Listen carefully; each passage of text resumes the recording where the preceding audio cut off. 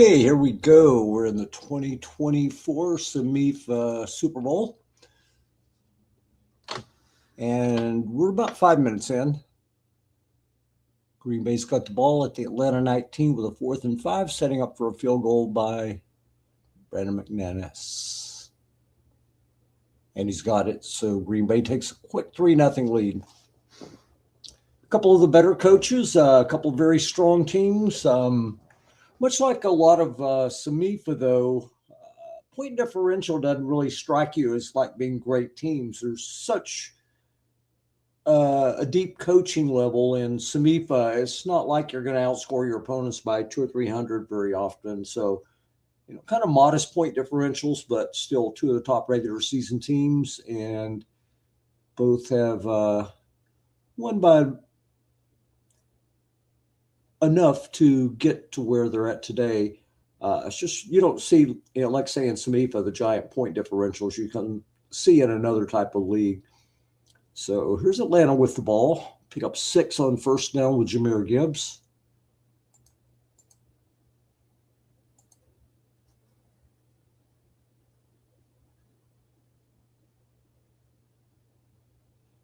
Atlanta had a few more sacks this year than Green Bay did on defense. There's a linebacker for Gibbs. He got 4 first down. Both teams are in the top 10 in both offense and defense. Neither really stood out as like a top 2 or 3 offense or defense as far as points scored. And they both had nice yards per play offensively, so both teams could move the ball quickly. Baker Mayfield coming over to relieve Dak Prescott this season. Had a really nice year, low turnovers, and I want to say it was like 7.9 yards per attempt. So he definitely paid for himself getting him to the championship game here. And you always have a nice setup for the future when you have 2 strong quarterbacks. I once was a big proponent of that. But more than likely, Dak Prescott will flip and be the starter next year, just based on my guess of what kind of cards they're going to get. So 1st and 10 at the 40. Nathan asking if they're stuck. Let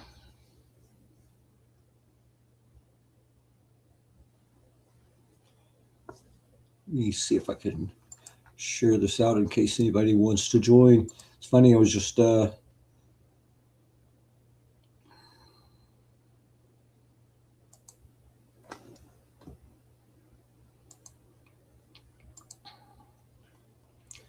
kind of looking for Dennis to see if he was broadcasting and getting my stuff hooked up, and he let me know he was away. So I asked if I could do the broadcast. So here we go. Let's see if they're stuck or.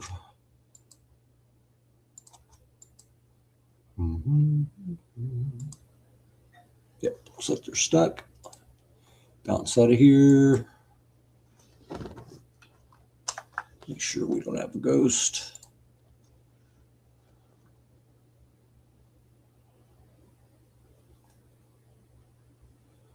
Okay, no ghosts.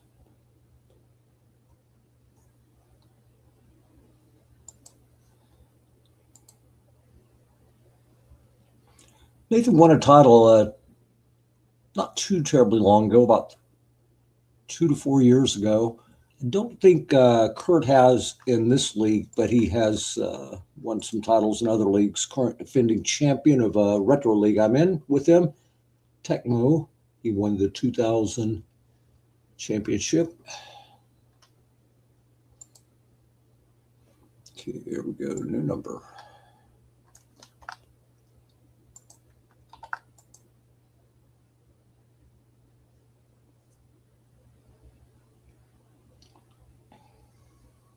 So 2nd and 7.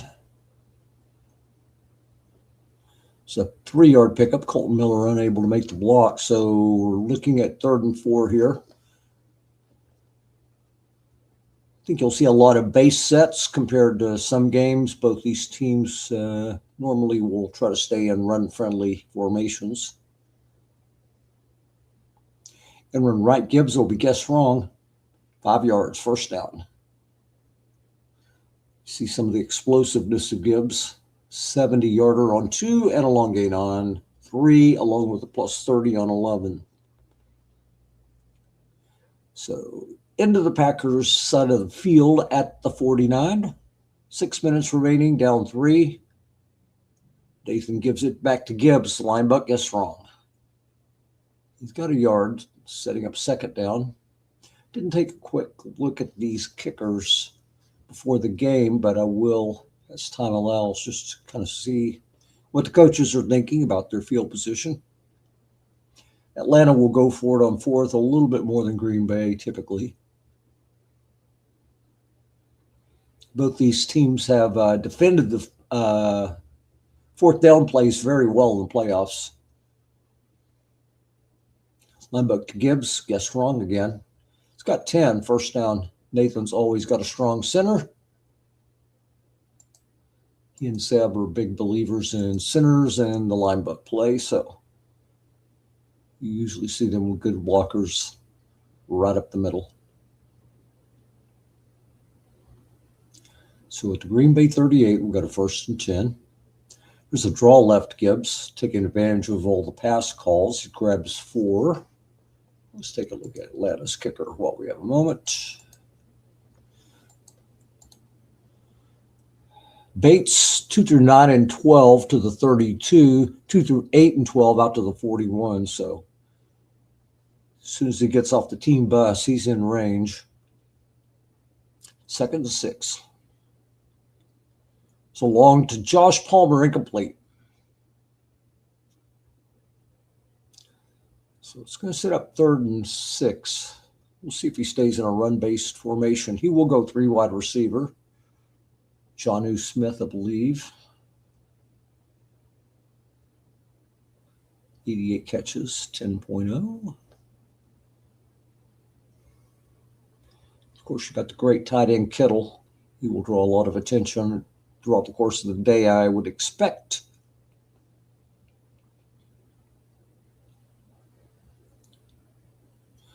We'll see what Baker Mayfield is cooking up here.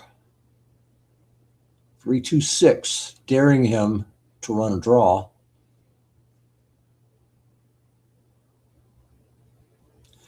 And he will run a draw play to the right. And Gibbs grabs a couple, setting up 4th and 4, 32. He's thinking, yeah, I'd just take the field goal. Got it, 3-3. If it's 4th and 1 or 2, a little more tempting to me, but 4 yards, down 3, I think I just take the field goal. Dondre Carter with a 40-yard return. He's a very good kickoff returner. So Kurt's got a good setup at his own 41. Sam Darnold on. James Conner, an excellent running back. Rashad White, who can play blocking back. And White catches a lot of balls. I've got him in another league, and it's not like he's got great yardage per catch. He catches most everything, and he's a good pass blocker. So nice guy to be using. 1st and 10. Connor's 6 for 31 so far. Flat pass right, Mike Evans. And he grabs a couple. He had an 80-yard touchdown in one of his earlier playoff games. So 2nd and 8 at the Atlanta 46. We'll take a look at the Green Bay kicker. Long to Smith and Ngagba. It's going to be picked off. No man in zone. He's got 12 yards on the return.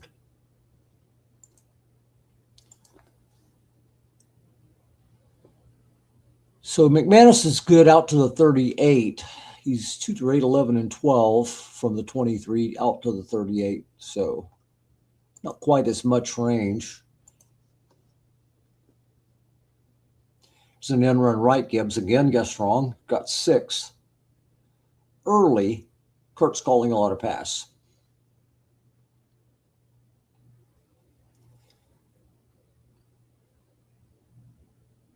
We'll check Gibbs's fatigue here in a moment. He's got 10 carries in the first quarter.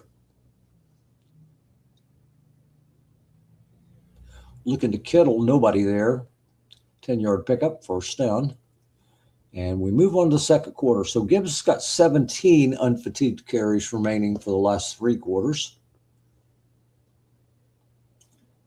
Some defensive coaches will kind of let you get out over your skis a little bit in running back carries, figuring they can sort of slant the table in their way or get the second string running back more action. So 11th carry for Gibbs, 49 yards, sets up 5 yards there, sets up 2nd and 5.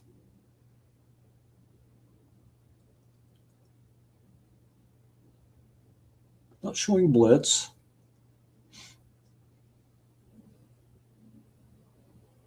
Short to Jonnu Smith, guess right. 14-yarder.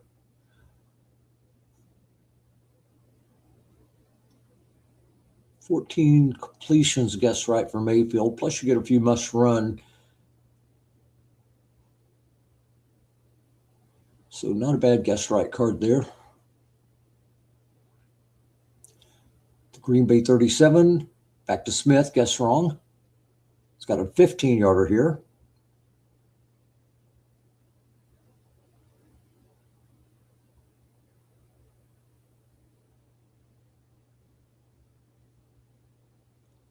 Green Bay 22, 1st and 10. Off tackle right, Gibbs. There's a run call. He's got 11. That happens to all of us. Call it wrong, giving up 3 and 2 and 5, and call it right, and all of a sudden it's an 11-yard gain. Not showing blitz at the 11, 1st and 10. Short guess right, incomplete.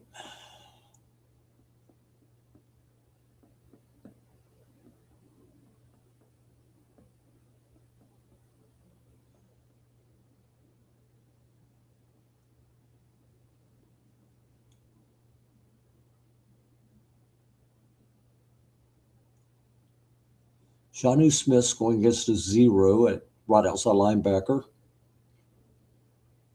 And you've got a 0 on Josh Palmer, flanker versus left corner. Off tackle right, guess wrong for Gibbs. He only got 1.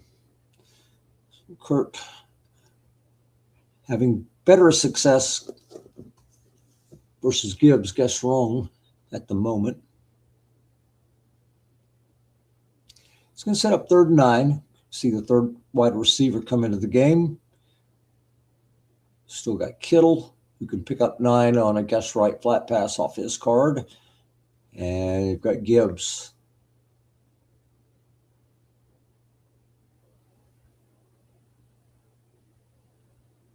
No 6 containment to worry about here. Probably going to see a pass play, though. You got to dump off if you throw short, or you can just throw flat and hope to hit an empty zone.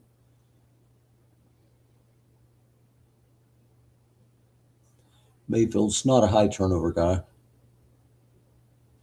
It's going to be defender X. Defender makes the play. Jerry Jones, 4 versus a 4. Love those 4s. They play like a 6 a third of the time. And the kick is good, so Falcons are up 6-3, kicking off to the 1. Another nice kickoff return by DeAndre Carter out to the 34. And I believe this will be Green Bay's 3rd time on the field. Had a turnover on their last drive. The first drive ended in a field goal. Got a lot of carries remaining for James Conner at the moment. 18 unfatigued. Showing blitz, short to Hunter, being double teamed, incomplete.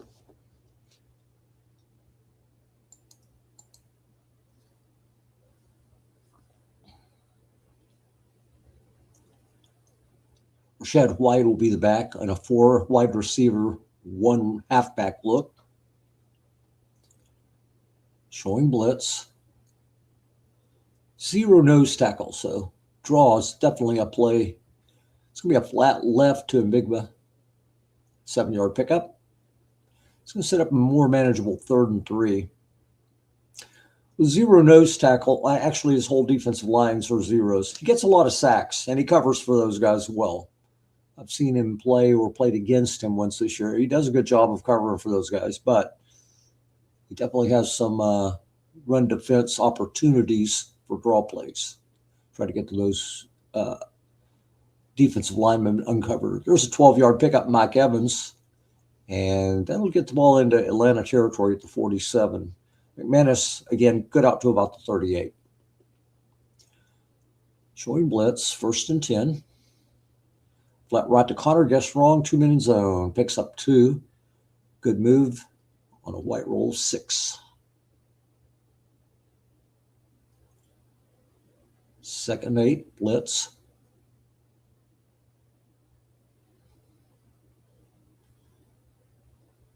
Flat right to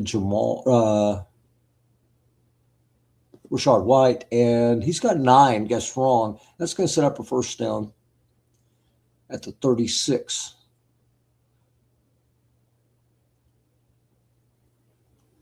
Lynn is showing blitz regularly now. And again, they did have quite a few sacks over the course of the year.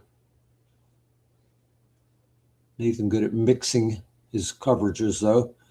It's going to be an open zone, incomplete. All-out blitz.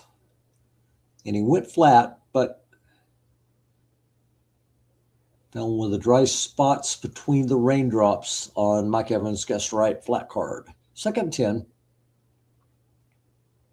Linebacker James Conner will be guessed wrong. He's got a short gain, 17. It's almost half of the yards needed to get into the end zone there. So it'll be 1st and 10 at the 19. Good corners, a 6 and a 5.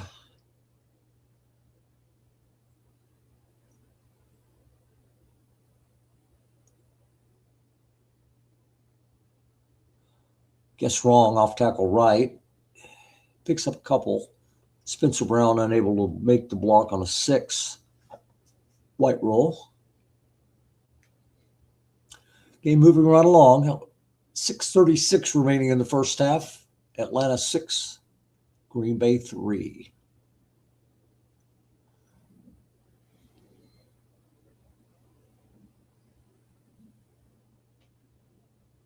Off tackle draw.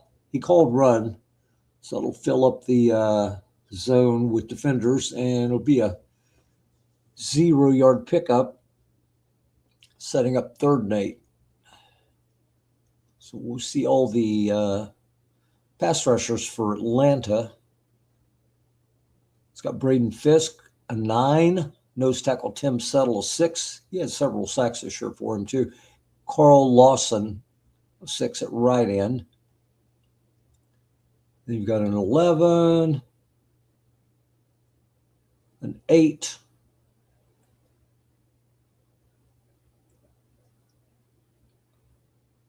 And he's not showing blitz here. Doubling both outside receivers. It was a run for White, and he got 0 there. On the Michael Reeves patented dreaded 5, McManus ties the game at 6.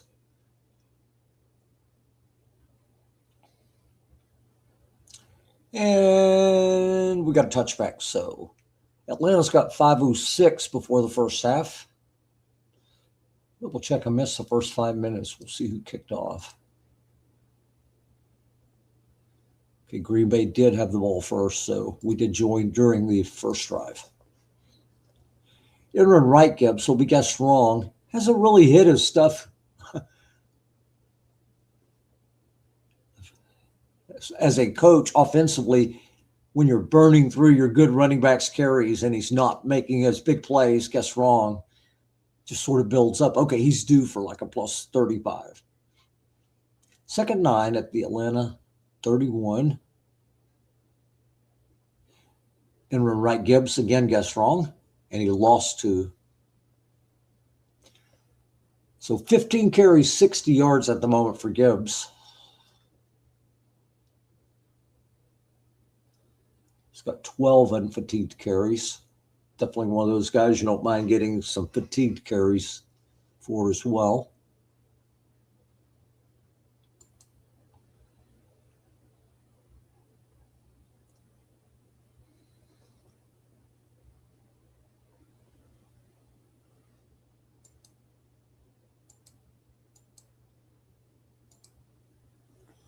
Oops.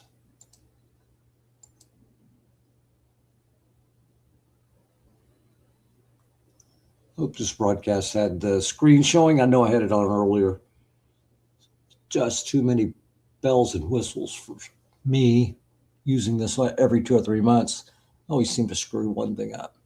Anyway, 12-yard pickup. Mayfield hits Drake London.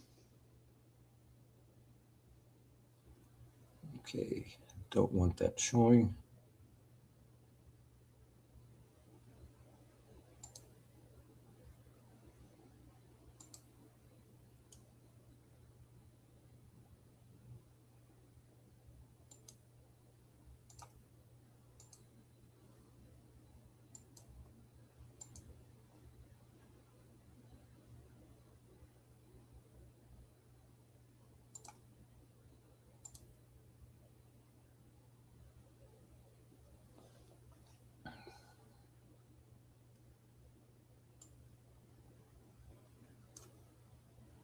There's an 11-yard pickup for Gibbs. Nope, 21. Didn't have the linebacker support behind him. So down to the Green Bay 38. 6'6", 224 before the first half. And Atlanta is in field goal range.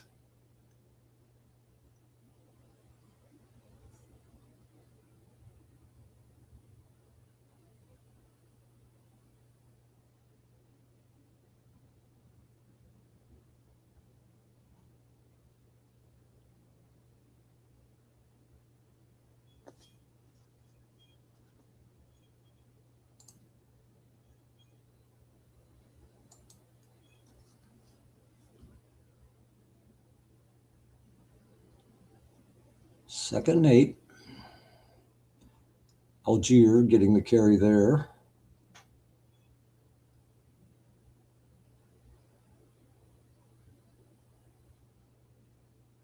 Two minutes remaining. Off tackle right, Algier. Guess wrong. It's got 5. It's going to set up 3rd and 3. Delt will see timeouts either way.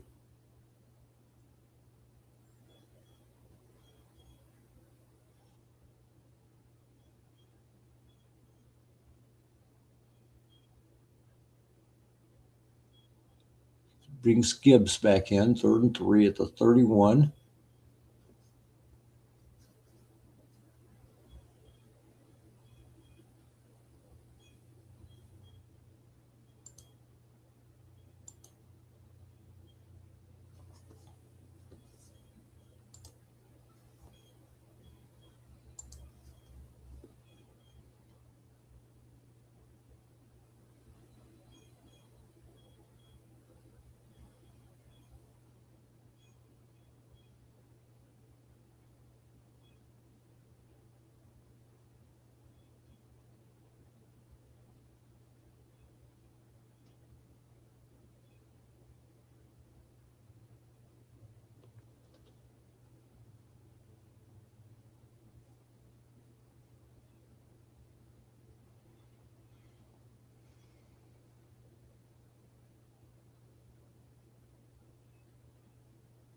Short to Jonnu Smith. Be guessed right. And Baker Mayfield takes off and rambles for 28 yards down to the 3. Defensive timeout.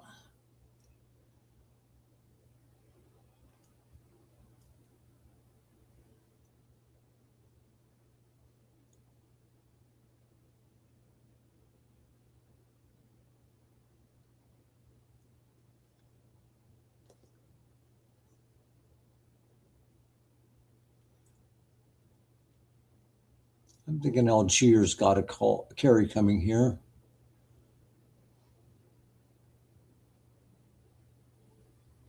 Short to Gibbs.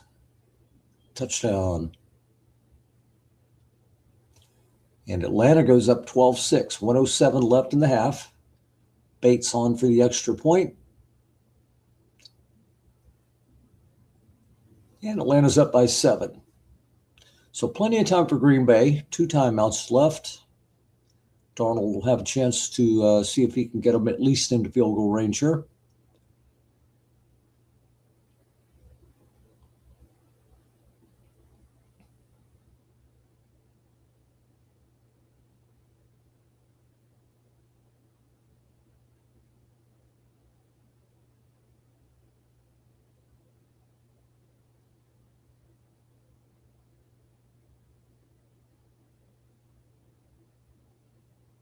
Sack.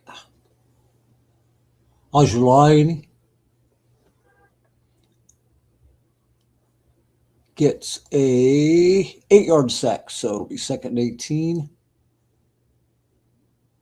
It's actually Carl Lawson who caused the sack. It was a reassigned. So 2nd and 18, we'll see what Green Bay's strategy is. Long to Noah Brown, double teamed. Defender X, that's going to be no good. Saved a play there. Thornhill would not have made the play on his own, but the extra guy made the difference. 3rd and 18.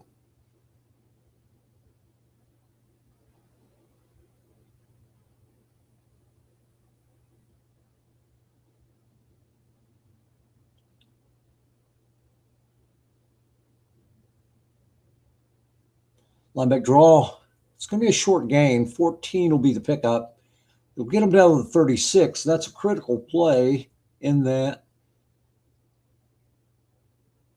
if he wants to, he'll kick it straight away.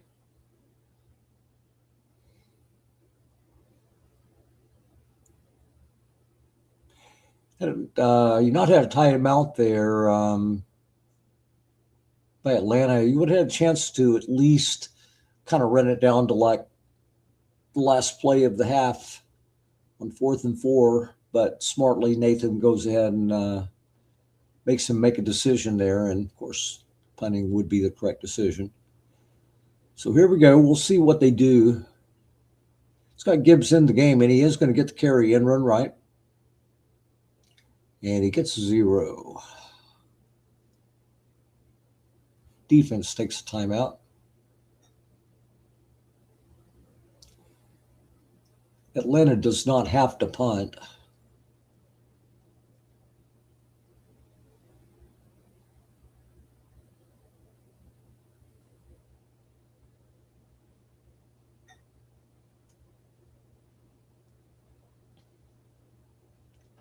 Staying in 3-4.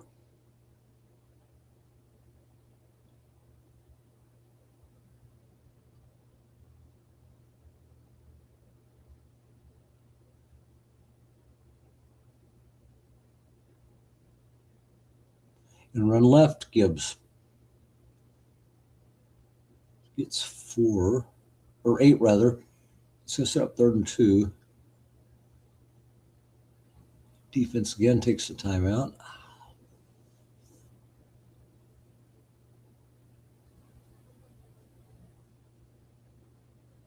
Mayfield's got a snap fumble of 6.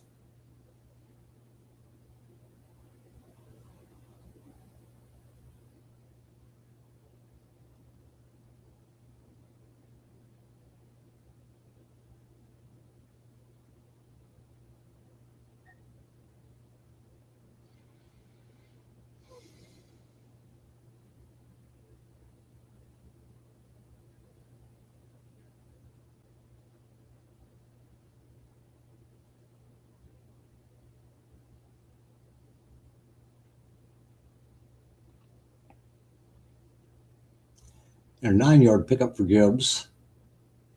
It's up to 19 carries.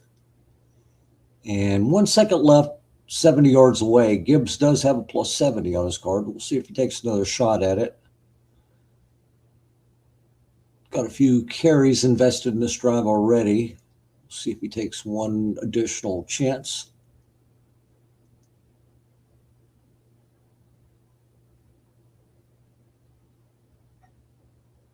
He will, and run right Gibbs. He gets the +6, and that will take us to halftime. 13-6, Atlanta leading. Don't have any halftime performers. Bad Bunny was unavailable for SOMIFA, so hopefully we'll take a quick break. I am going to take a quick break. I'm going to grab some coffee, and I'll be right back. Oh.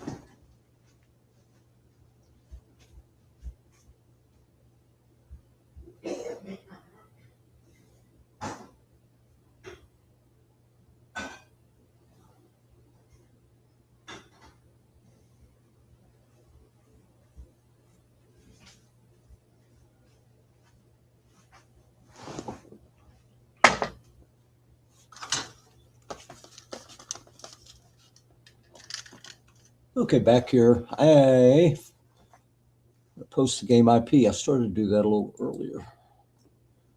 Let's see.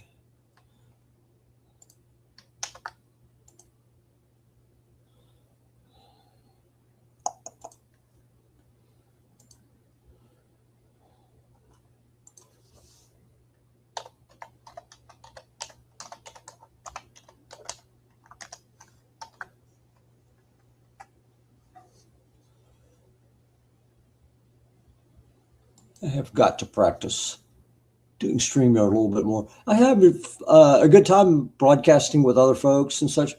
I get a little nervous setting it up on my own, to be honest with you. I just don't do it often enough to have a good feel for all the stuff I need to be doing.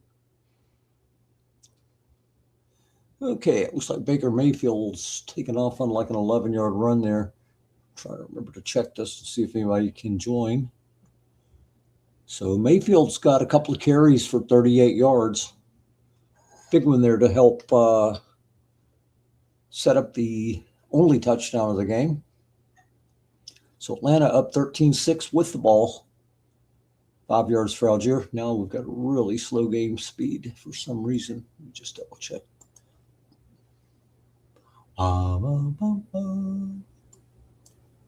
Okay.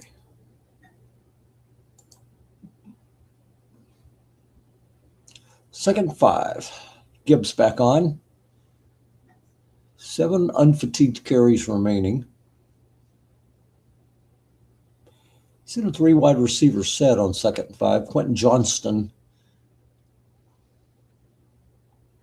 the 3rd wide receiver. Johnston's sort of normal, except he's got a fairly good long card. That's about his only standout feature. Here's a look into Quentin Johnston. He's got 4. It's going to set up 3rd and 1. Baker's like, let me have the ball. I want to run it and get the first down.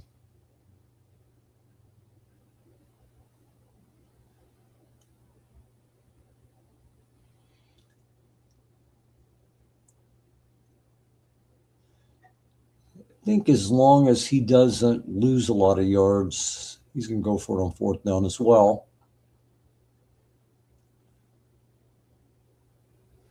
So he's got a couple of shots at the first down here. We'll see if he might look for a big play. Short to Jonnu Smith. Guess right. Baker does run the ball. 10 yards on a must run. He's got 48 yards in must run. Who needs Lamar Jackson?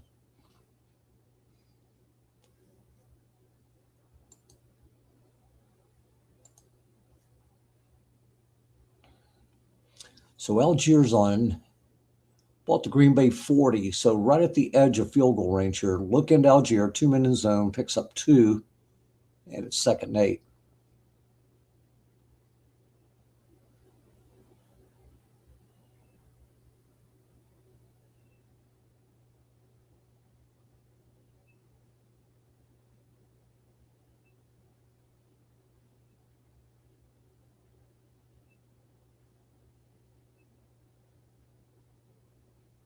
Off tackle right, guess wrong.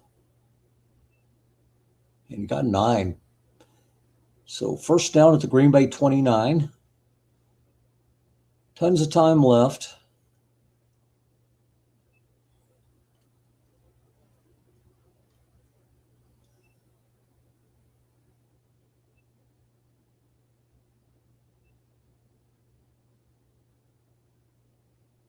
Off tackle right, Algier. It's got a little help over there. Short gain, 16 yards. So 5 carries for 37 for Algier.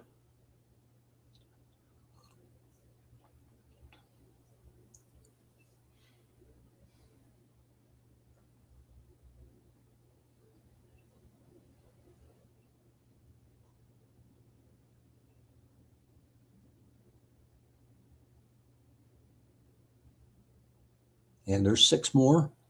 Down to the Green Bay 7, 2nd and 4.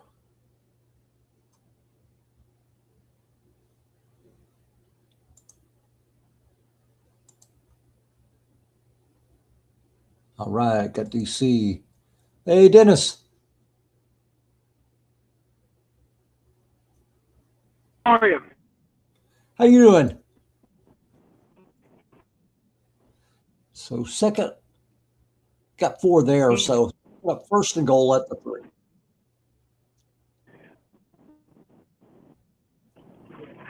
Atlanta up already? 13-6? 13-0? Audio's breaking up just a little bit, but it's 13-6. Atlanta's got the ball at the Green Bay 3, 2nd and goal. Great. I'll go ahead and mute myself again and just listen. Thank you. You bet. Jump in anytime.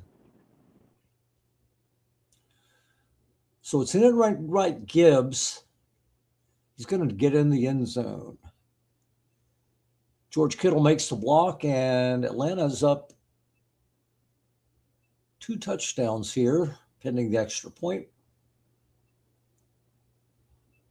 And Bates nails it, so it's 20-6. Plenty of time left. 8:24 left in the 3rd quarter. Here's yet another good kickoff return. DeAndre Carter from the 1 brings out 34 yards.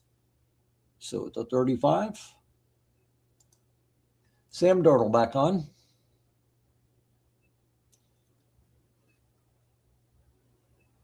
James Conner has 15 unfatigued carries. He uses one here for 4 yards, 2nd 6. So we're halfway through the 3rd quarter. Atlanta looking to win their 2nd SOMIFA championship, up 20-6.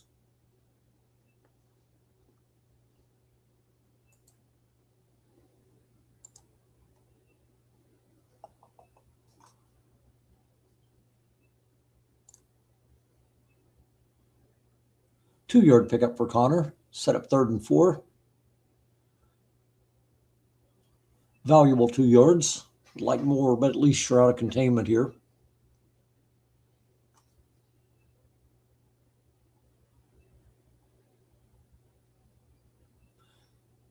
Atlanta showing blitz.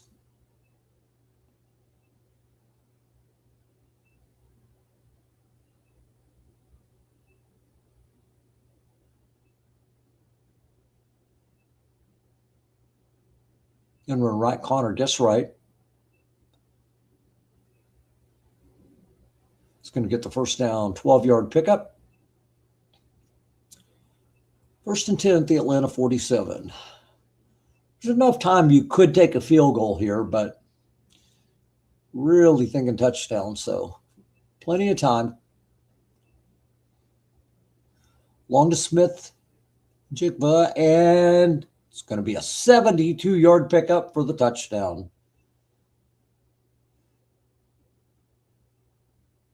Got the sniper scope.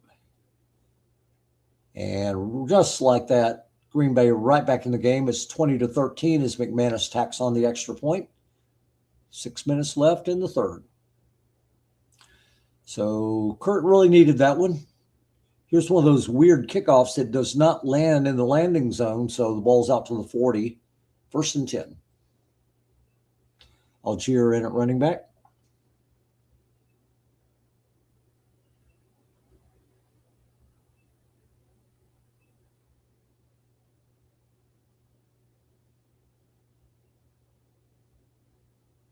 And run right, Algier. Loses a yard, 2nd and 11.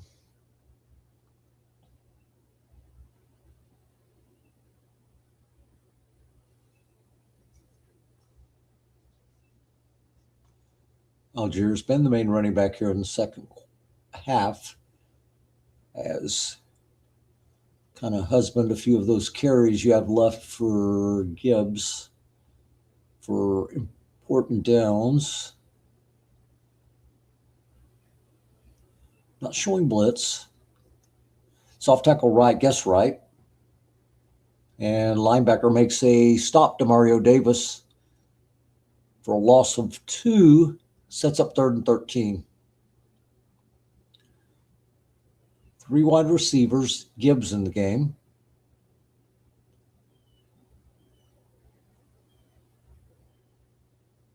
Showing blitz.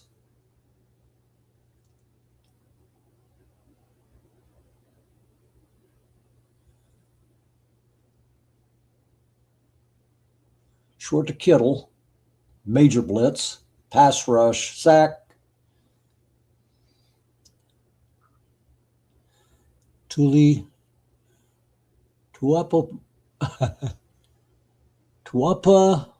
Lotu with the sack. 53-yard punt. Andre Carter, fair catch. So Green Bay, just 3 minutes ago, down by 14 near midfield. Now they've got the ball down only 7 and 19 minutes remaining. James Conner, 23-yard run out to the Green Bay 39.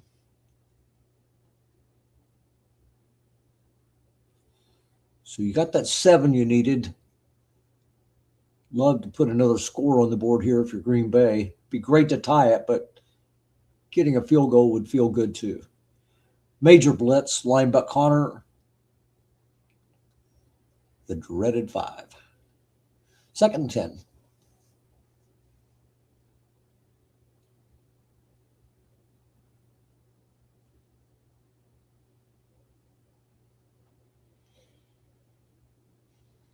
Showing blitz. Draw off tackle left for Conner. Guess wrong. 0. So it'll set up a 3rd and 10.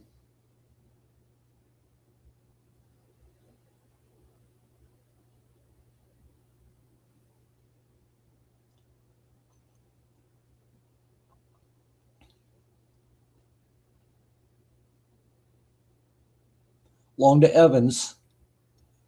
Big time blitz. Incomplete. So Demarion Overshawn going against Anthony Bradford had a 50-50 shot to sack there, but the random was 60, so he got the ball away, just incomplete. Here's the punt. It's going to be a nice punt, 56-yard net as the ball bounces all the way down to the 5, and Atlanta will take over with 1:30 remaining, 3rd quarter. Check, see if anybody's joined by chance. We're still broadcasting fine. Yeah, it's interesting with the new kickoff rules and most drives starting at the 30 or above. When you get somebody pinned with a punt, it's a big impact. It's tougher to drive 95 yards than it used to be, or at least it seems that way to me. Yes. And you get into a situation where you get some exotic sets on both sides of the ball. Teams that normally don't free safety blitz a whole lot. If they're starting at the 7, you're thinking maybe I can get 2 points right here, maybe get a sack fumble, get a touchdown. So you start showing blitz a little bit more. Other guys looking at it as like, wow, I can get a 93-yard touchdown if I can get the blocks and hit a long game. So, yeah, you get some interesting strategies that get triggered. Speaking of, here's a sack all the way down to the 1. George Karlaftis with an 11-yard sack. 1 more yard, and he would have been sacked for a safety. So 3rd and 14, Gibbs is in the game.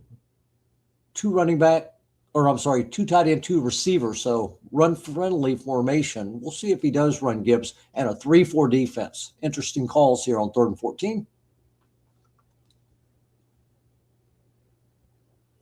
Short to Jonnu Smith. And it's a must run, only 2 this time for Baker. So that's going to end the 3rd quarter. And Green Bay almost for sure is going to get great field position. It's a 54-yard punt.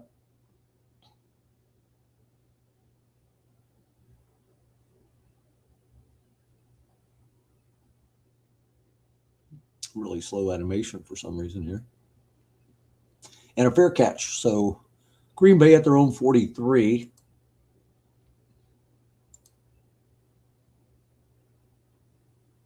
And James Conner is going to lose a yard. Second 11, 3 wide receiver look.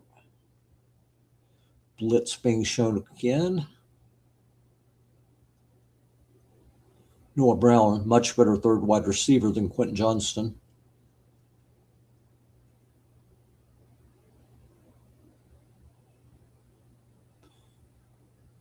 Linebacker draw, James Conner. Call pass, got 6. Single back right came up in what would have been 6. Is 6. So he didn't lose anything.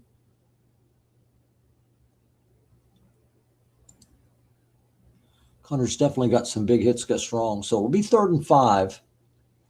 Stay with the 3 running back or 3 wide receiver look. And we got a 10-yard flat pass. Darnold hits James Conner. I don't know why we're getting such slow animation all of a sudden.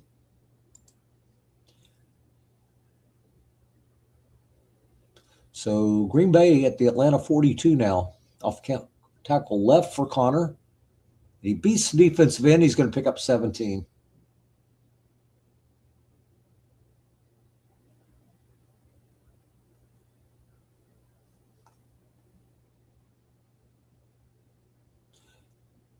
Off tackle left, Rashad White.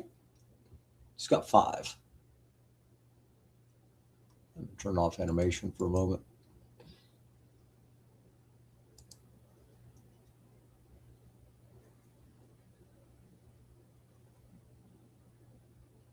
Mm-hmm.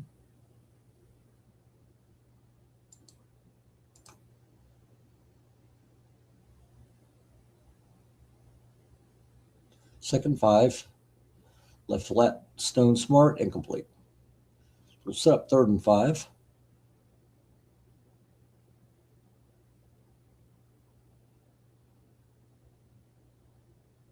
Three, 3, 5. 3 wide receiver set.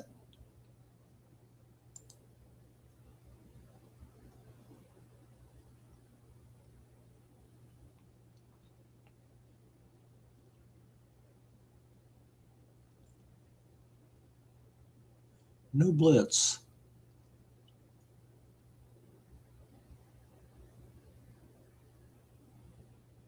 Looking Hunter Henry, 1 man in zone, short gain, 16 all the way down to the 4. So Green Bay threatening 1st and goal at the Atlanta 4.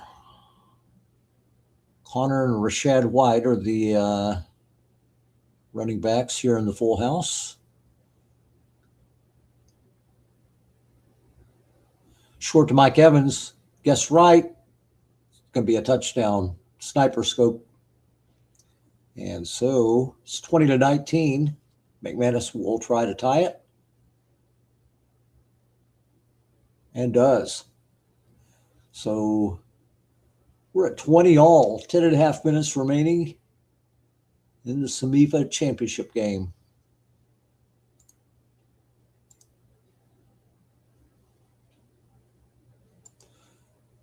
Good game. Atlanta had a 14-point lead, but it has been a fairly normal type of football game in this particular league where each team's driving pretty well and some of the drives don't make it all the way to the end zone, and that's how we're at 20-20 early 4th. Pick up 1. Gibson for 2nd down. That was Algier. So 2nd 11.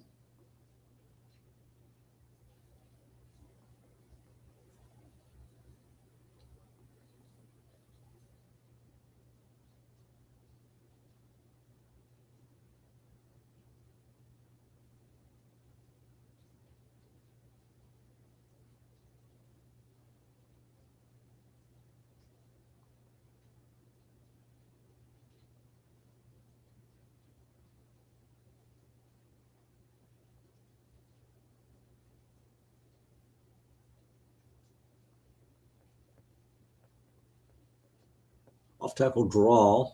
Guess wrong. And Gibbs gets 8 yards. Colton McKivitz makes the block. McKivitz will be at run block 6 next year. He had a crazy good run block here. So let's just set up 3rd and 3, a little over 9 minutes remaining. Gibbs in the game.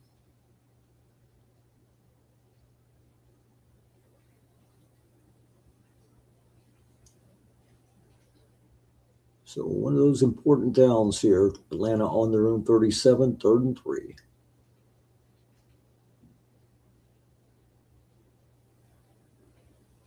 And run right, guess wrong for Gibbs.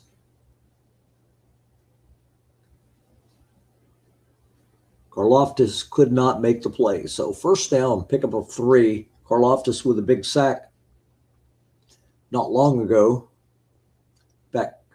Got Mayfield for a loss of 11 all the way back to the 1. And so 1st and 10, Allgeier back on. 8:42 remaining. First score to break the tie will be very important here. Flat right to Kittle. He's got a short gain, 16-yard pickup. So we're very close to field goal range.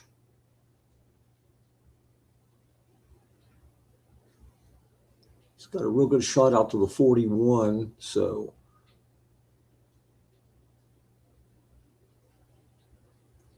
but any kind of a lead when you've got the ball late will make a huge difference. As you know, it makes it more difficult for the other team if they're down to punt on like a questionable 4th down, 4th and 5, 4th and 6, and you have a chance to come up with a big play defensively with the lead. So always good to grab a lead as you get late in the game. Pick above 9 for Allgeier. DJ Reader unable to make the play. So 2nd and 1, Gibbs in. Look into London. Nobody in zone. Big time blitz. 20-yard pickup. So Mayfield 10 of 14 for 103. 1 touchdown. And he's had quite a few rushing yards in this game. Close to 50. So 1st and goal at the 15. Allgeier in.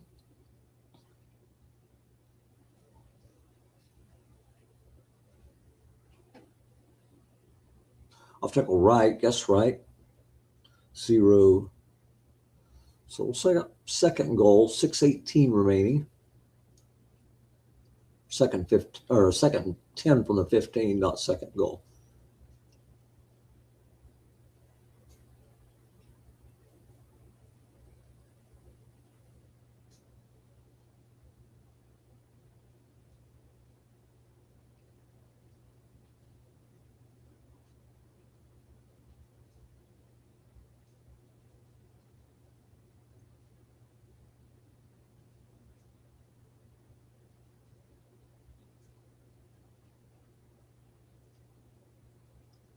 Guess right, off tackle left for Gibbs. He's got 11.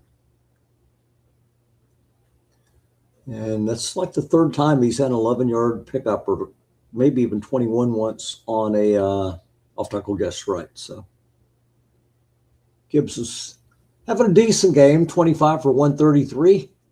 It's just kind of odd how he's accumulating the yards. So 1st and goal at the 4, under 6 minutes left. Linebucker Allgeier, guess wrong.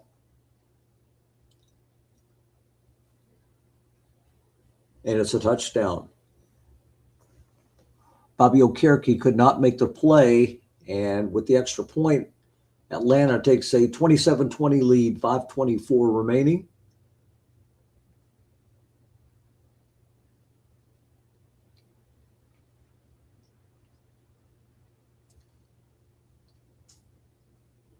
Showing blitz, 1st down. Not absolute 4-down territory, but pretty much 4-down territory. So a 3-yard pickup on a flat pass left, Rashad White. 2nd and 7.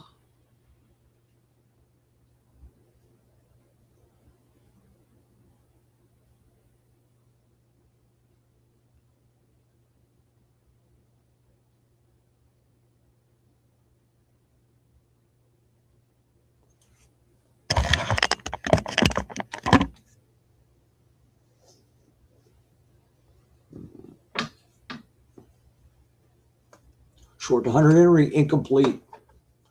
So it's going to set up 3rd and 7, Green Bay at their own 33. If it's 4th and 7 and there's 4:30 left, that's a really tough call.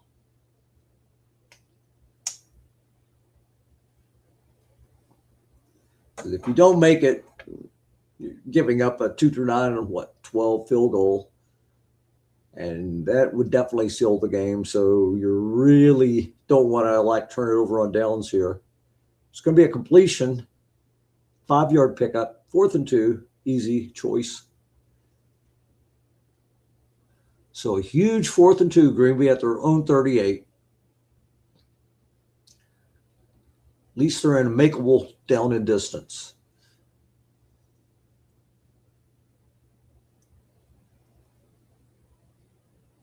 See what Kurt will dial up here. Nathan is not showing blitz.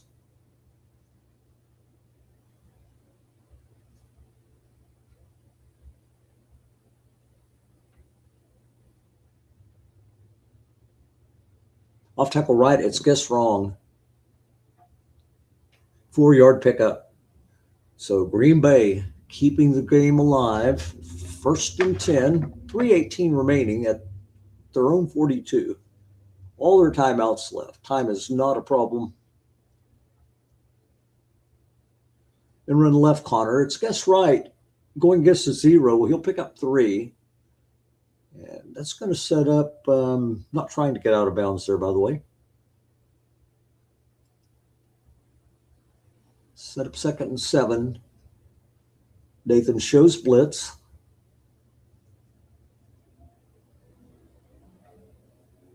Anybody who shows blitz all the time realizes you've got to call run in there too. So off tackle left Connor. He did not blitz, but he did call pass. And it'll be a 4-yard pickup. It's going to be 3rd and 3, 2:06 left.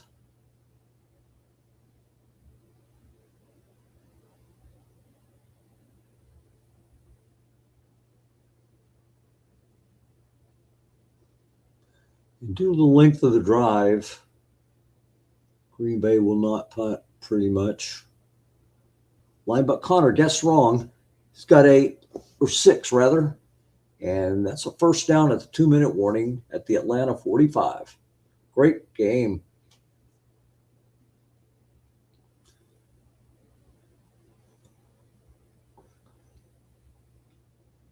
So potentially 17 plays to get 45 yards. You won't get all 17. There's 11. That'll help. Probably won't see their coach take a timeout just yet. If anybody, Green Bay might keep the dump off alive. They will not.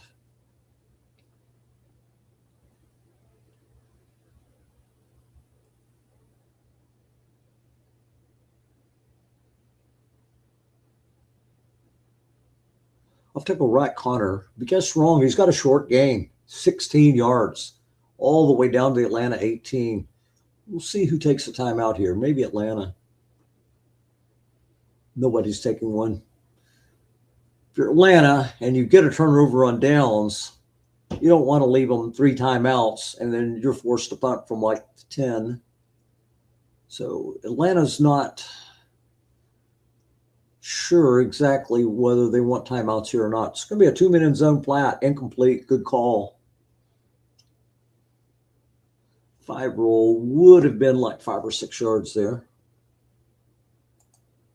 6, so 2nd and 10 at the 18, 1 minute left, showing blitz. We'll see if James Conner might get a run here.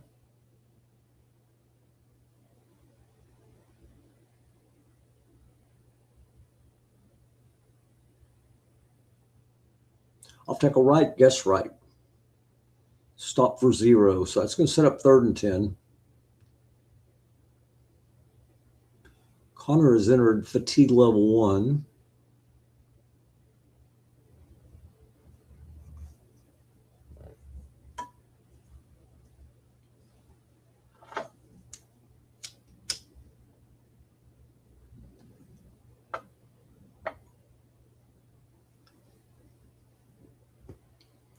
Showing blitz, staying in a blocking back, one running back set.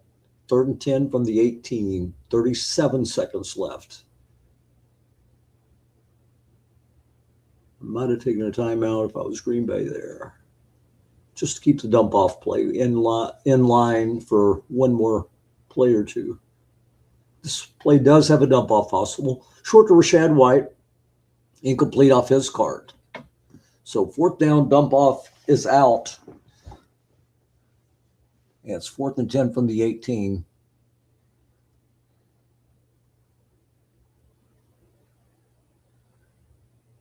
Atlanta can kneel out the clock if they get a stop here and win their 2nd SOMIFA championship.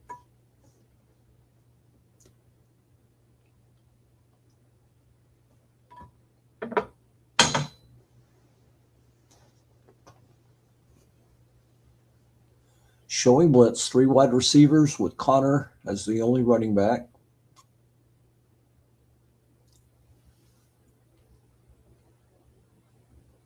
Short to Connor. It's incomplete, and Atlanta just needs to have 4 successful kneel downs, and they are going to win their 2nd championship. Great game, 27-20. A very typical game in SOMIFA. I mean, the score's about the way an average game would be. Close, about 47 total points. Tied all the way, came down to the last 30 seconds of the game. Excellent game. So Atlanta wins their 2nd championship. Congratulations to Kurt on a great season and to Nathan. Very fun game to watch. See if we got anybody else sitting on the sideline here to join. Michael Reeves. Hey, Michael.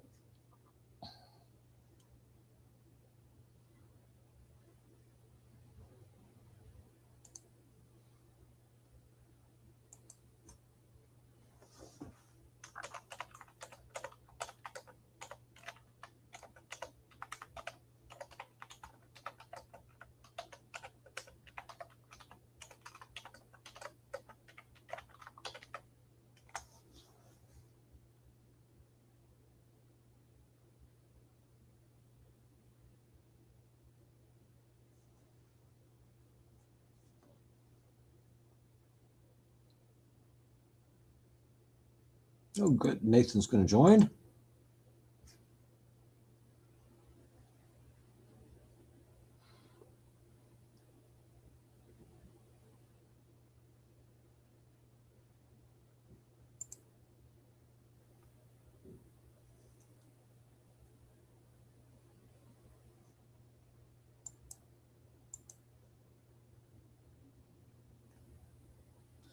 Well, the big differential in yardage was the difference. Atlanta had 320 and Green Bay had 319. So there's your game right there. Very tight all the way. 59 plays to 55, even yards. Excellent game. Okay, let's see. Nathan may be here.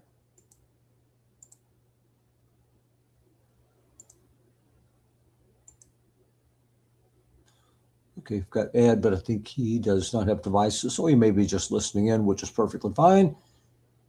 Wait for Nathan to hop on. I watched a couple of the SOMIFA playoff games. It's been a lot of good games. Hey, congratulations, champ. Thanks. Fun game to watch. Yeah, that was a good game. It's kind of a typical SOMIFA game in a lot of ways, huh? 27-20, goes down on the last drive. A lot of games in this league are that way. Yeah. And I was fortunate. I don't think, did we have any turnovers at all in the game? I don't think either one of us did. Darnold had a pick, I know. Maybe yet, though. Oh, yeah, he did have a pick early on. So I got lucky on the turnovers, too. How's it feel? It's good. I don't know. I was feeling pretty. I don't know. It's weird. This team, I didn't think, compared to like last year, built it up a lot. And then this year, my front seven was really weak, and my secondary was a lot better. My offense was solid. Glad I traded for Baker, though. Yeah, I was going to ask you about that because actually I've kind of been wondering and wanting to talk to you about that. And I kind of felt like once you made this game, you probably felt good about the trade because, to at least get into the championship game, it's like, yeah, it was worth it. Because when you have that great of a year from Gibbs, you sort of hate to have to pair it with the Prescott of last year. So. Oh, yeah. I mean, I think it was a pretty decent trade. I mean, I was trying to get Darnold actually originally. That's what's kind of funny is he had Darnold, and that's who I was trying to get originally. But he wanted to shop him around more, which ended up being a better trade for him. And I didn't want to wait and end up with nobody. So, and it's one of those things too. If you have one good quarterback, let's just say one of the two doesn't work out long term, well, you're glad you made the move because now you have a quarterback. If both of them work out, you can always trade a good quarterback. Oh yeah, yeah. It's one of those positions that you can certainly recoup at least a good amount of your value unless the guy just falls apart. Which I don't know what he'll look like next year. I mean, I would imagine Dak will probably have a better card, but if nothing else, he's definitely fun to watch. I think they need a little help for him, but right, he's doing a lot better in Tampa. He seems to be pretty established there. So I think that's a key word there in quarterback value. Having somebody that 2 or 3 years from now is almost for sure going to start versus somebody that's kind of in between. They have almost no value if they don't have 100 attempts. So, yeah, and if a guy's a starter and he's got some good players and he's at least shown he can be decent, several times, you imagine he's at least going to get another couple cards, even if he doesn't perform as well as he did last year. I mean, he was tearing it up at the beginning of the year, but not so hot down the stretch. Even though Tampa has got a couple of old receivers, they also added a really nice looking rookie receiver. So it's not like he's got nothing looking, down the road, looking downfield. Yeah, Buka, I had him in fantasy. He tore it up for me, or at least he did for the first half of the year. I think he kind of hit the rookie wall or something, but he looks like a good one. Definitely. He looks like a mature rookie, like really good routes and, maturity level and all that from what I've seen. Yeah, and their offensive line really had an injury issue pretty much from the start of the season on. It was like 1 or 2 injuries at a time the first half of the season. So yeah, I was excited about Graham Barton playing center, and I know he had to start at tackle. I think he did pretty bad playing out there, but I mean, I really liked him. And was Wirfs hurt for a good portion of the year? And okay. even Goduki, I believe is his way it's pronounced. And I've got both Graham Barton and Goduki on my SOMIFA team, and I'm like, oh no, both of them are, not going to look good because Goduki's hurt and Barton's out of position. However, I think Goduki had a good season when he did play, and I like Barton long term too. I think he's going to be a good one.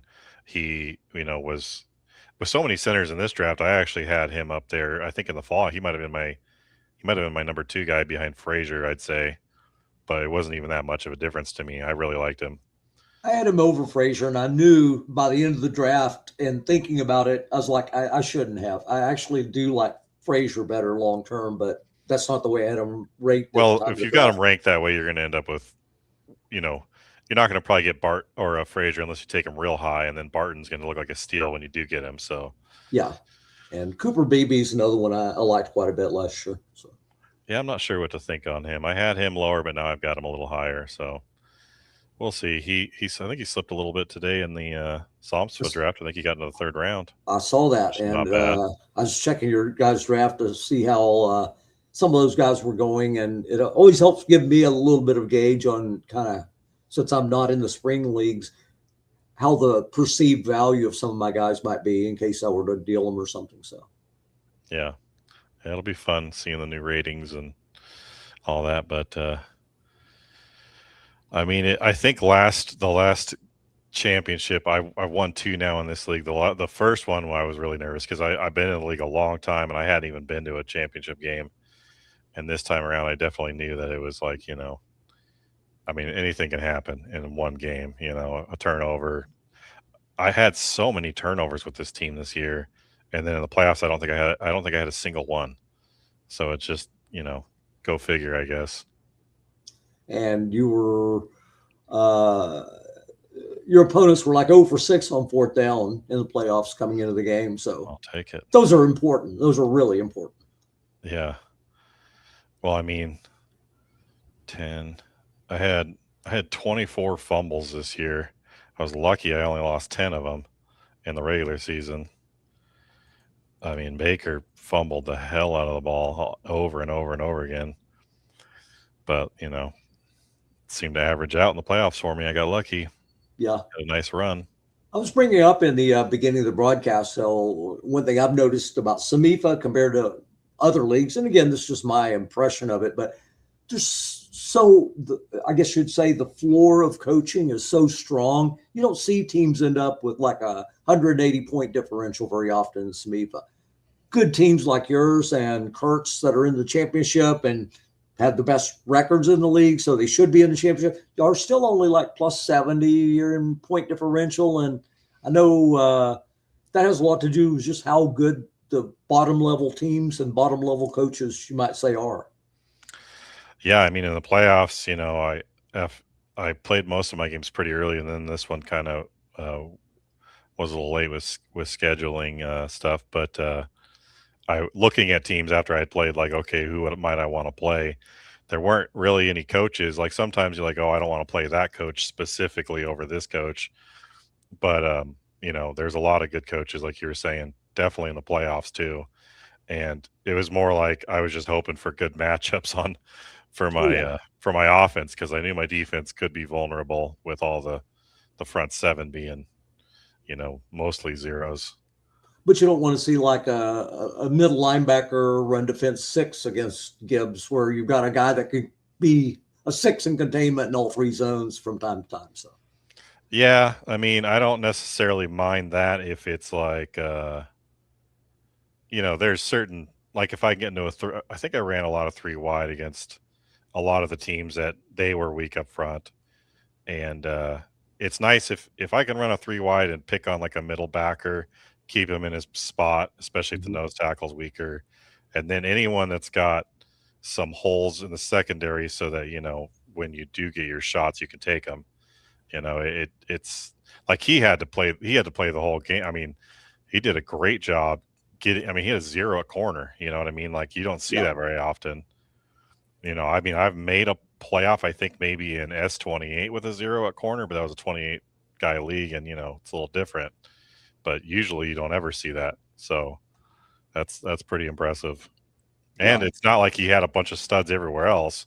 I mean, he had a 5 and a 0 at corner, and then his 2 outside guys were mostly zeros in coverage at linebacker, right, and a 4 at safety. I mean, that is not easy to play with. But you also had a lot to cover for too. Your front 3 in the 3-4 aren't good run defenders most of the time. You've got a couple of 4s you can plug in, but a lot of times your pass rushers are going to be all zeros. So yeah, I mean, you going in, guys are going to say, "Hey, that's a good team to run draws against." He's showing free safety blitz. He's got these zeros, but you coach to that. I can't remember if we played, but I've watched you play this year, and you covered it very well by flooding the zone sometimes, calling run to where the draw is going to kill somebody. So, well, this is one of those rare teams where I've got that weak.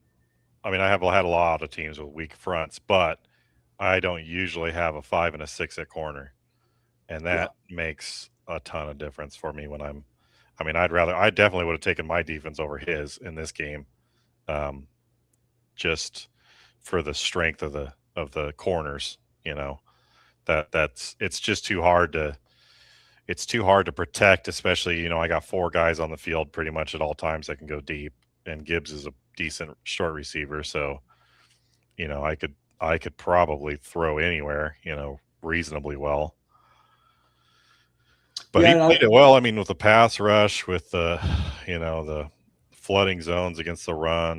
That's all what you got to do, and mix it up. You can't let them know what you're going to be doing all the time. And I saw a little bit of his game against Dennis, and he was definitely nailing some calls. So It was one of those odd things I was noticing during the game from afar, but seemed like the only time Gibbs was getting any in the first half, he's getting all these guess wrong runs, 2 plus 5. But if he was guessed right, plus 11, plus 11, plus 12 off the defensive guards. yeah, I bet Gibbs might have only been guessed right maybe once on the goal line, and then maybe 2 or 3 other times. Uh-huh. I ran him a lot because I basically was like, if I get guessed right, I'm gonna keep pounding the ball unless I at least get guessed right 2 or 3 times, like within a set of downs. Because I got Algier, and guessed wrong, he's real solid, and when I feel like I might get a run call, I can take my shots or whatever. So it was definitely a offensive coach's game. Like for both of us, we both had our weaknesses we could exploit. Yeah, Kirk's a great coach, and I was wondering early if he might be kind of, I know probably all of us do from time to time, thinking, Gibbs is probably going to get some guess wrong carries, but if I can get him down to like 6, 8 carries for the second half, I'll kind of slant the field in my favor, or have Algier be the guy guess wrong. So, well, and some coaches, I mean, every coach guesses a lot of pass. And then some coaches have teams where you can look at their certain types of teams they have, and they guess, depending on certain weaknesses or strengths, they guess even more. And I didn't really look like his past seasons or anything. Like I have done that before against some coaches if I couldn't remember what I thought they generally do. Like some coaches I know, it's going to be a ton of pass. There's going to be a lot of double teaming, stuff like that. But I did look at his play in the playoffs. He was calling run only like maybe 18% of the time. So I was like, okay, well, I'll probably get more calls than that just because of the strength of my team. But, if not, if it's like 25% of the time, I mean, I might as well just keep running it. It's hard to turn the ball over when you're doing that. It's hard to without the turnovers, you're kind of eliminating the possessions where my team's got a weak defense. I don't want to be out there too often either. It just ended up being a pretty good matchup, and he has to protect that 0 corner and that 0 outside backer where Johnny Smith's at. So it worked out that I could just keep calling run a lot and not get a lot of run calls against it. Even a pretty good amount of draws I ran, even on first downs, which I don't normally do. I noticed that, and I felt like, because I think a lot of us occasionally will run the draw to try to trigger future run calls. It's like if he sees me running draw over and over, he's going to think I can completely shut that play down just by calling run. And if somebody's not calling run as much as you'd like when you're on offense, that's one way to kind of get the other guy to call run a little bit more, is run some draws early in down and distance situations. Yeah, I mean, I figure that's probably a thing. I don't know. Sometimes after I get run keyed, I'll run a draw like the next play. If I think they're not typically going to do it, then I don't, I'll do whatever.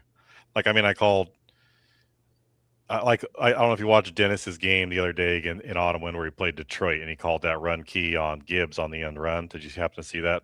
Yes. That play? It was a great call. And I was like, I knew he was going to do something like that on one of those plays. It was just, you really have to be careful. I mean, it's not so much, I don't know that you can set certain people up. They're going to do what they think is going to beat what they think you're going to do. You know what I mean? So, especially like maybe not a lot of the game, but there are definitely moments where you have to be really careful, that could be the moment that, and even in this game, like I expected definitely some of those run calls, but like you were saying, I was getting a pretty good amount of run rolls on the D card at the right time when he was calling run, obviously the zones weren't usually flooded with blitzers. And if you get that D card, or even, I mean, Gibbs's card is pretty nasty guessed right. So it was one of those where even if he was guessing run, I wasn't too terribly worried about it a lot of the time that I was probably still going to be moving the ball. Yeah, and just the overall value of running the ball, like you're talking about, it's the lowest turnover play other than a kneel down you can have. But you also get into secondary plays that are lower turnover. 3rd and 6 is a much lower turnover down than 3rd and 10. So Yeah, you, definitely. you tie up the linebackers, a lot fewer percentage of double teams you're facing. You don't even necessarily have to pass if you've got a good running back and good run situation with your offensive line or the defensive players. So just a lot fewer turnover opportunities by running the ball early. And I know you like to run. I've seen some of your stats over the years. And those of us, a good point you're making about trying not to overguess coaches. Most of the guys in SOMIFA are probably 20 plus games against almost every opponent in the league. Maybe not just in SOMIFA, but of course across some of the other leagues. So there's a certain knowledge that we've played all these games against guys over the years, and you sort of, get an idea of how they like to manage games given neutral conditions. And he's got a really, really good pair of running backs. And as a guy that likes to run, you figure he's probably not going to go home with 18 carries over the course of a game. He's going to find 25 or 30 running plays. I have played a game in SOMIFA where I didn't pass one time and I won by a lot because they just weren't calling run. I will literally do if my offense is as good as this offense, I always feel like well, not always, because there are some times where it just doesn't matter what kind of their defenses could be bad enough where I can literally just do whatever. But it's usually up to the defensive coach. If they're going to stop the pass, then I'm going to run. If they're going to stop the run, I'd be more than happy throwing the ball with this team. So, I mean, I guess ideally in this game, I was figuring I'd be running and glad to be running because it's, it is a playoff, so there's less chances of a turnover and something weird happening. But I'd been more than happy throwing a ton of short and long passes if he was flooding zones and call and run. Yeah. I was just lucky to hold him to 20. Yeah, he had I think both of you guys had a lot of drives where it came down to where just one bad play kind of fouled the drive. You had I guess wrong short pass, really good odds, but it's incomplete. Now all of a sudden 2nd and 10, and then you get a 2 or 3 yard play.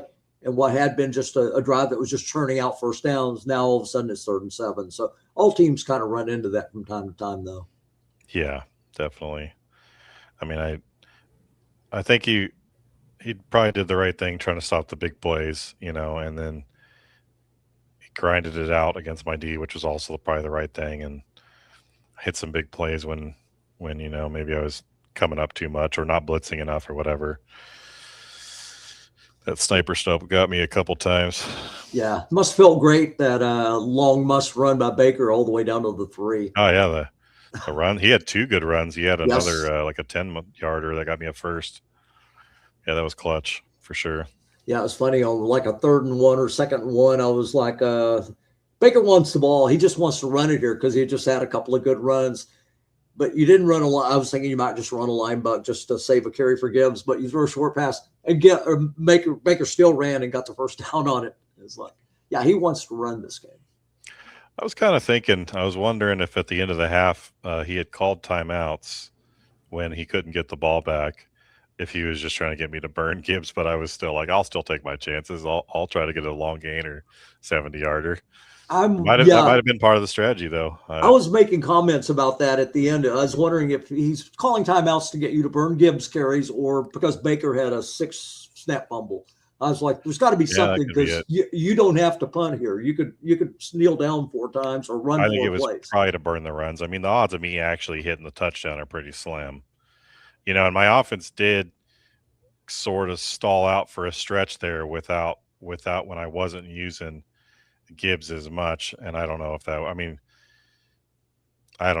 was just coincidence or what, but it makes a difference when Gibbs is in there versus Algier for sure. Oh yeah, no doubt. But I'm sort of like you. I don't mind wasting 1 or 2. I don't consider taking 1 or 2 shots, especially if I get a 3-2-6 you know, and I've got a guy that's got a plus 70, and that would be a touchdown, and there's 8 seconds left. 3-2-6, hell yeah, I'll take a couple shots at it. Well, and a long gain on that too. Also, I mean, exactly. You got 3 plays that you very easily could score, or at least get to a chip shot field goal. You know, And something like a plus 30 on 11 or something that might get you into field goal range because you've got a great kicker out to like 41 yards. So. Well, cool. Did you catch the whole game then, or I joined it late in the first drive. Okay. Oops. Well, thanks for doing the broadcast. That's pretty cool that someone was available. Yeah, I joined it late in the first drive, so I caught most of the game, but unfortunately I wasn't showing video part of the first half, but I think I did all the second half. So. Well, I showed my daughter one of the YouTube videos I think Dennis had on his channel for one of my playoffs, and there was an interview afterwards, and she was pretty impressed that I was on a YouTube video. So I'll have to show her this one. Okay, great. All right. Well, thanks, Tim. Well, congratulations, Nathan, and also Kurt, and have a great Saturday. Talk to you guys later. Have a good one. See ya.